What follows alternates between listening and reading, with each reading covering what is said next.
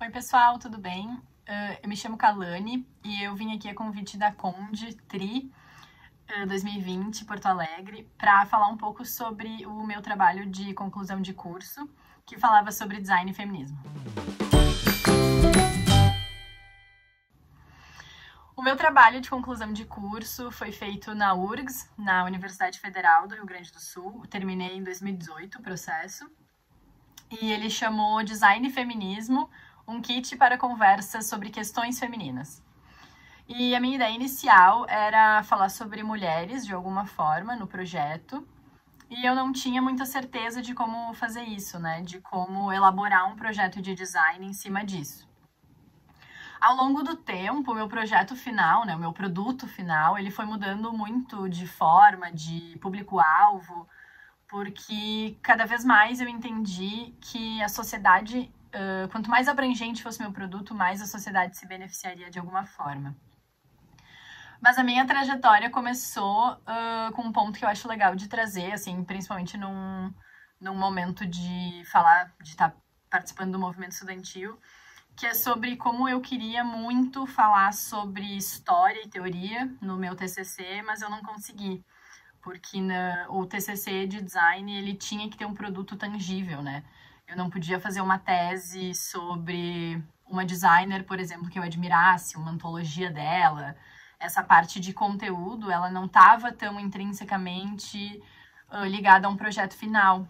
E não podia ser só isso o meu trabalho de conclusão. Então, não sei se mais pessoas da área do design também se sentem assim, né? Essa vontade de pesquisar mais e levar para um TCC algo um pouco mais teórico e não necessariamente um produto, né, físico, tangível. Compartilho dessa vontade. E daí eu fui entendendo, então, primeiro eu fui olhar para o que o design já tinha feito ou de que forma o design tinha sido um aliado, né, das mulheres ao longo dos anos. Então, antes de eu ter um produto final, né, definido e um caminho muito claro de como chegar nele, eu fui olhar para a história das mulheres e também para explicar no meu trabalho como as mulheres tinham sido invisibilizadas, desvalorizadas, tiveram um enorme atraso histórico em muitas questões, porque, enfim, o direito a voto, por exemplo, veio muito mais tarde para as mulheres e, consequentemente, ocupar esse espaço de debate político ou de ter voz dentro do ambiente político, né? Só para citar um exemplo. E eu encontrei fatos muito legais. Eu tô com um computador aqui, queria compartilhar algumas coisas com vocês, de proporções, assim, de diversas áreas da humanidade em que as mulheres são muito minoritárias e que eu acho que exemplifica um pouco por que era importante no meu trabalho olhar para elas. Então, por exemplo, no Prêmio Nobel, a proporção de mulheres contempladas em relação a homens contemplados com o prêmio, né, o Nobel de Literatura, é de 1 para 20, segundo a Isto É, de 2017. Dos 896 premiados ao longo da história desse prêmio, só 48 foram mulheres. É muito, muito, muito desigual a quantidade, né? Outro fato interessante é que os verbetes da Wikipédia só tem 17% de biografias de mulheres. E se a gente for pensar que a Wikipédia é esse acesso à informação livre e quase que desenfreado, né? Porque geralmente é o primeiro resultado do Google, um dos maiores mecanismos de busca da internet.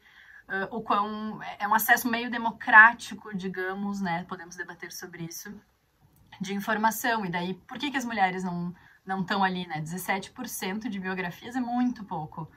É um dado baixíssimo. E daí, conforme eu fui encontrando, então, esses dados, né, que corroboravam com uma percepção de mundo que eu já tinha, né, de que as mulheres eram invisibilizadas, sofriam algumas opressões, né, se a gente pensar nos estereótipos de gênero, como homens são brilhantes e mulheres são carinhosas, né, se a gente pensar nesses estereótipos de gênero, assim, dá pra ver que são perseguidores das mulheres de uma forma muito negativa. Então, juntei tudo isso para dizer, olha, eu acho que a gente precisa falar sobre isso, acho que a gente precisa falar sobre mulheres e empoderar elas ou falar sobre isso de alguma forma. Mas, principalmente, a ideia do projeto foi tomando forma para que fosse um produto que, de alguma forma, contribuísse para erradicar esses estereótipos, essa invisibilização, essa carga negativa, né? E entrando um pouco mais a fundo, assim, também na parte teórica, por que falar a palavra feminismo ainda é um tabu para muitas camadas da sociedade, para muitos grupos, ainda é uma palavra com uma carga bastante negativa. Então, acho legal ler uma frase aqui do meu projeto que acho que exemplifica tudo isso. As narrativas de opressão, que culminam em aspectos como a invisibilidade e a dificuldade que as mulheres têm de garantir reconhecimento na sociedade e no mercado de trabalho, devem ser erradicadas. As violências e os preconceitos estão de tal maneira arraigados na esfera social e cultural que os comportamentos já são naturalizados. Lançar luz a informações que mostram como, infelizmente, as mulheres não estão no mesmo patamar que os homens em muitos aspectos é uma tentativa de educar a população. E daí, em 2018, né, caos político no Brasil, no mundo, eu me vi com esse projeto em que eu acreditava que educar a população sobre questões femininas, né, para ser um pouco mais abrangente do que feminismo, explicitamente, era algo que eu queria fazer, que eu tinha interesse. Então, a partir daqui, a coisa começou a ficar muito desafiadora. Uma coisa que eu também analisei no meu projeto é a quantidade de livros sobre mulheres, né, na história, no mundo, no Brasil, nas ciências, né, às vezes era uma coisa nichada, como essas publicações estavam tomando muita visibilidade no mercado editorial internacional e também brasileiro. Tinha muita publicação saindo com esse foco de mulheres na ciência, histórias de ninar para crianças, né, mulheres e poder. Tem uma publicação que até me surpreendeu, que saiu no Brasil, que é da Jéssica Valente, que é um livro super massa, assim, teórico dessa pesquisadora norte-americana, acho que ela é.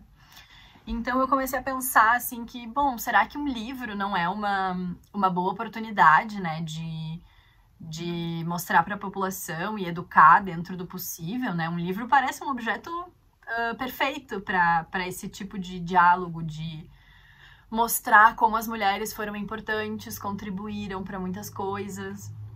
Mas daí eu esbarrei naquele problema que eu trouxe no início do vídeo, que é de que no TCC eu provavelmente ia me preocupar mais com o formato, com a cara desse livro, com o papel, com a arte, com a abertura de capítulo, do que com o conteúdo.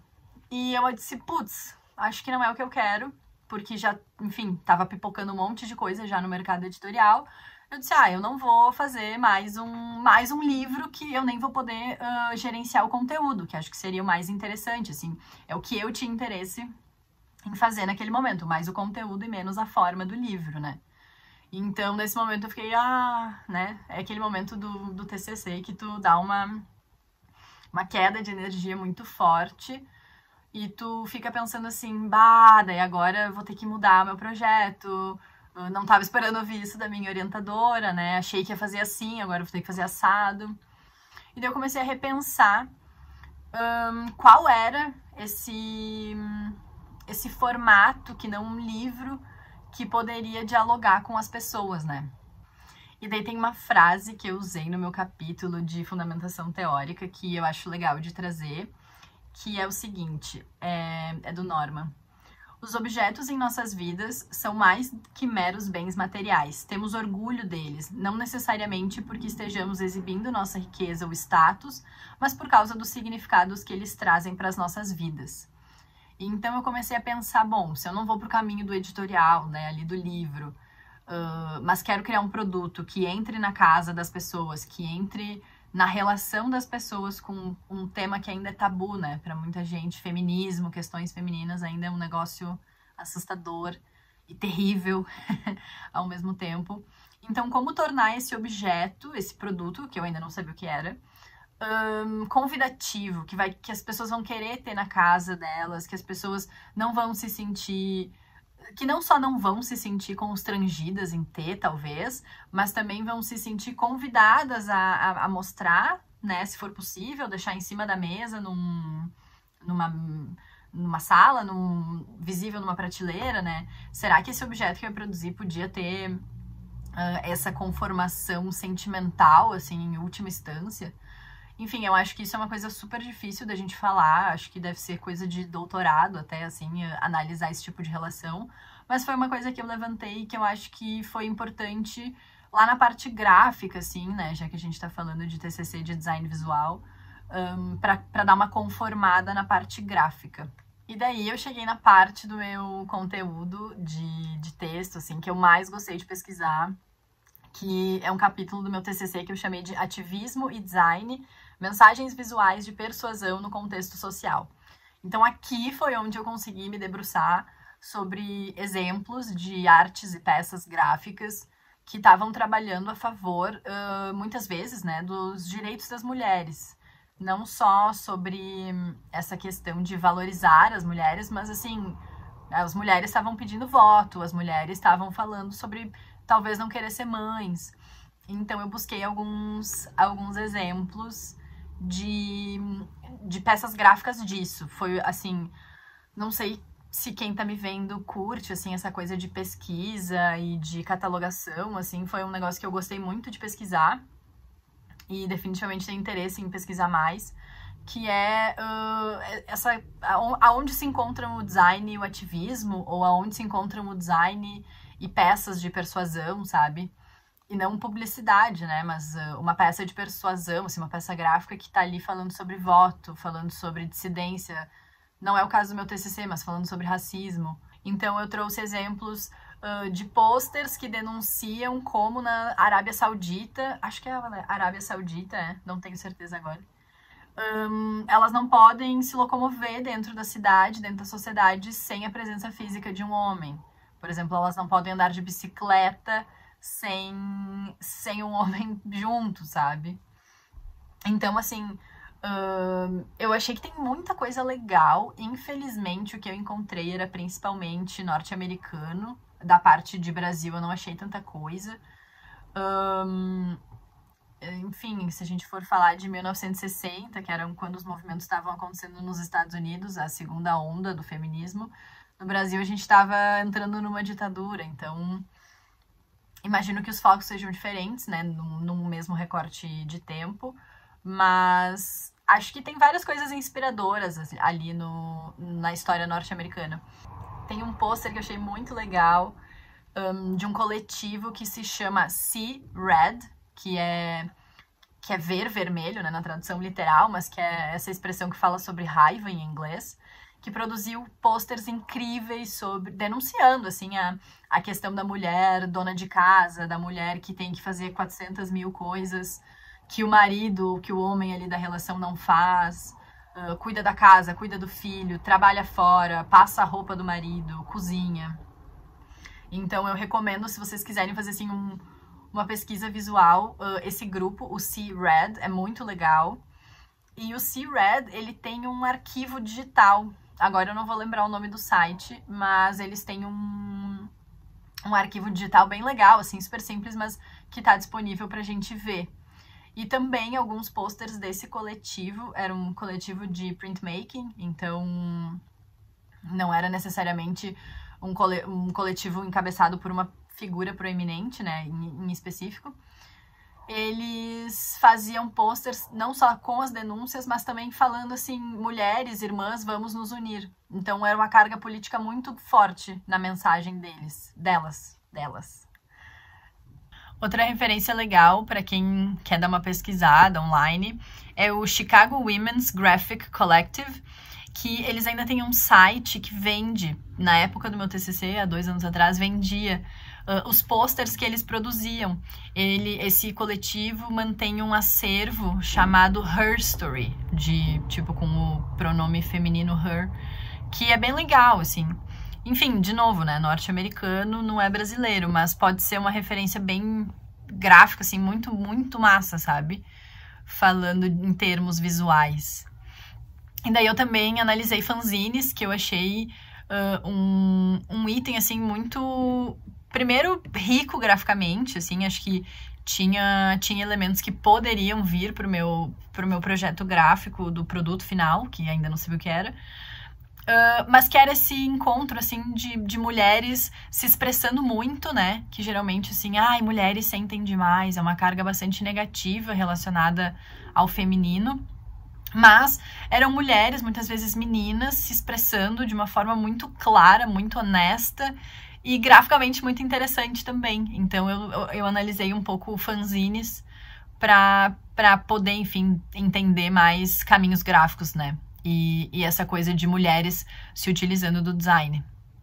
E daí também nessa parte teórica do trabalho, eu me deparei com uma declaração de Pequim, que é um documento de 95, que eu nunca tinha ouvido falar. É um documento da ONU, é um estudo internacional em parceria com a ONU Mulheres, né, que é meio que um braço da ONU. E esse Geena Davis Institute on Gender in Media.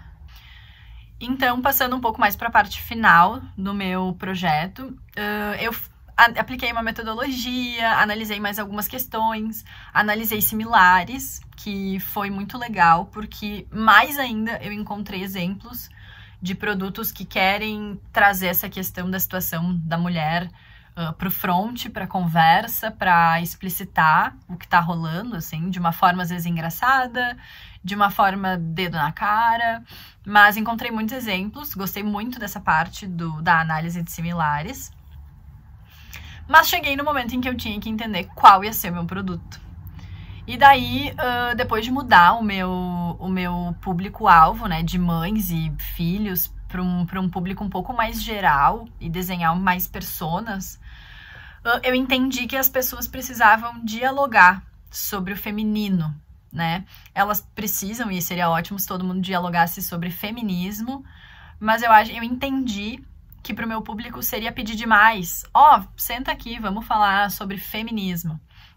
Então, trazer questões femininas pareceu a abordagem mais adequada para esse público que não se sentia confortável em falar sobre feminismo.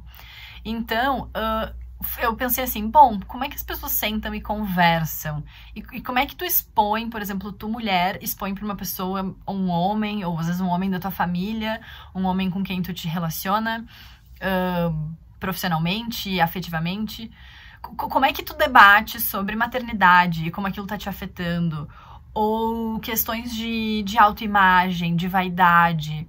Como se fala sobre isso e sem chegar e dizer assim, feminismo! Que daí a pessoa vai sair correndo, né? Dependendo da pessoa. Eu pensei, então, num conjunto de cartas para as pessoas iniciarem conversas. Eu entendi que é um modelo que já existe meio que no mundo dos jogos, assim, esses iniciadores de conversas. É um recurso bastante utilizado também para essa relação pai e filho, principalmente quando as crianças são menores. Tem uma questão de estímulo cognitivo, assim, por trás disso. Mas porque as perguntas fazem com que tu entre num espiral de pensamento. E eu falei, nossa, é isso. Eu acho que pode ser ótimo. Então, foi assim que eu conformei o meu trabalho, o meu kit de perguntas. E fiquei bastante contente com o resultado, assim. Eu consegui entrar um pouco na parte de conteúdo, né? De quais seriam essas perguntas.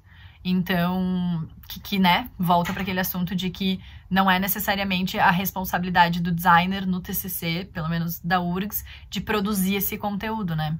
E sim a conformação gráfica desse kit. Mas eu consegui entrar um pouco nessa seara, assim. Achei bastante gratificante, porque queria muito fazer isso e acho que dá uma dimensão legal pro que o meu projeto, o que o meu produto queria fazer no mundo, né? É bastante prepotente, talvez, mas a gente sempre quer mudar e impactar o que a gente pode, né? E então consegui fazer um pouco desse conteúdo e acabei fazendo um kit para conversas, assim, tentei fazer um projeto bastante amigável, jovem, que não fosse muito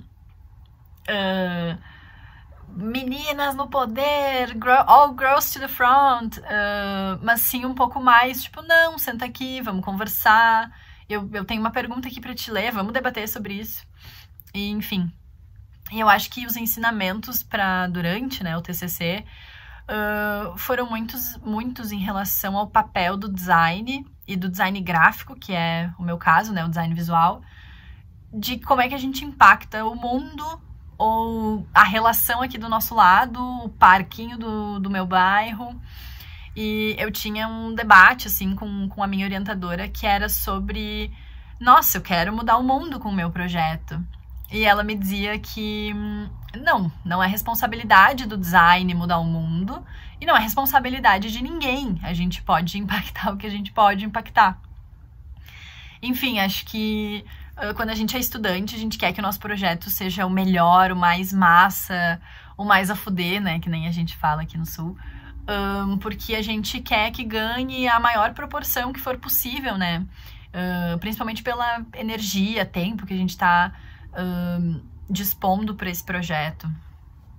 E eu acho que, para mim, o processo de entender qual era o produto e que esse produto não era o inicial que eu queria ou que eu já tinha pronto quase na minha cabeça, sabe? Foi um processo de desapego muito importante. Porque eu acho que designer tem que se desapegar, sabe? A gente fala tanto em metodologia de design centrado no usuário, mas o quanto a gente está aberto para entender aquela necessidade real sem fazer um atravessamento das nossas expectativas, né? Acho que é bem complexo isso, porque fala sobre quem somos em nível humano, né? Não só profissional. E foi massa ver que talvez meu projeto realmente pode servir para pessoas que estejam um pouquinho abertas a conversar sobre coisas e entender o lado dessas mulheres, entender um pouco mais o que essas mulheres passam. E quando eu falo essas mulheres, não é um grupo longe, distante, imaginário, é a tua vizinha, é uma professora, é uma colega, sabe? E, enfim, acho que é benéfico, né, diálogo para as relações. Outra coisa que eu achei legal, assim, que eu acho que vale levar para a profissão e para o debate da profissão, né, depois desse TCC, é entender como o design voltado para mulheres também é conservado na história. Quando eu descobri essas peças norte-americanas, muitas delas estavam com livre acesso no site da Biblioteca do Senado, peças escaneadas em alta resolução, com crédito. Então, assim, claro que a gente ainda está falando de um acesso democrático, mas para quem tem internet, computador, né, sabe ler inglês, então não é tão democrático assim. Mas bom, eu ia lá, eu colava o nome da pessoa e jogava na Wikipédia e já procurava, achava mais informações, ou se não na Wikipédia em outro lugar. Mas como tem isso traçado, sabe? Como isso tá lá, e se chegou na Biblioteca do Senado é porque já foi reconhecido a importância social, gráfica disso, sabe? Desse movimento. E como eu tive muita dificuldade de achar isso no Brasil, e como eu moro no Brasil, moro no Rio Grande do Sul, pô, se eu puder trabalhar para isso, para melhorar isso, para voltar para a universidade e dizer, olha só, eu acho que isso aqui a gente tem que olhar, a gente tem que produzir conteúdo, né? Por que não existe uma linha do tempo assim, assim, assado sobre mulheres no design, sobre lutas sociais? Acho que existem, né? Tô só supondo aqui hipóteses. Mas acho que foi uma semente, assim, dentro da profissional que eu quero ser, dentro da designer teórica, prática, visual, que eu quero ser, pesquisar, que é de olhar para as coisas brasileiras também, de mulheres e de designers, e entender e preservar e lançar luz em cima disso, sabe? Eu acho que é um legado, digamos assim, do TCC de forma geral, e que a gente, com acesso à universidade, seja na graduação ou na pós, pode fazer, sabe? Que massa que se a gente tiver espaço para isso. Não sei se esse vídeo foi bastante explicativo, mas foi um pequeno relato, assim, do que eu fiz no meu TCC.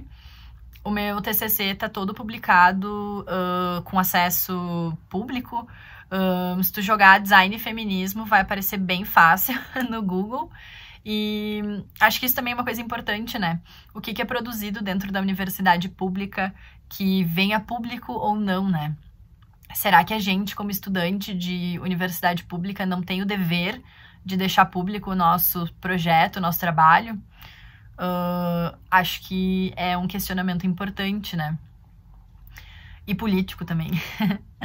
Então, enfim, meu TCC tá ali disponível, eu estou disponível para conversar, para trocar ideias, para trocar referências do que for possível, e sigo à disposição. Espero que vocês tenham gostado. E vou deixar o nome do projeto e o meu nome também na descrição, para quem quiser depois dar um Google e poder mergulhar mais no texto, tá bom?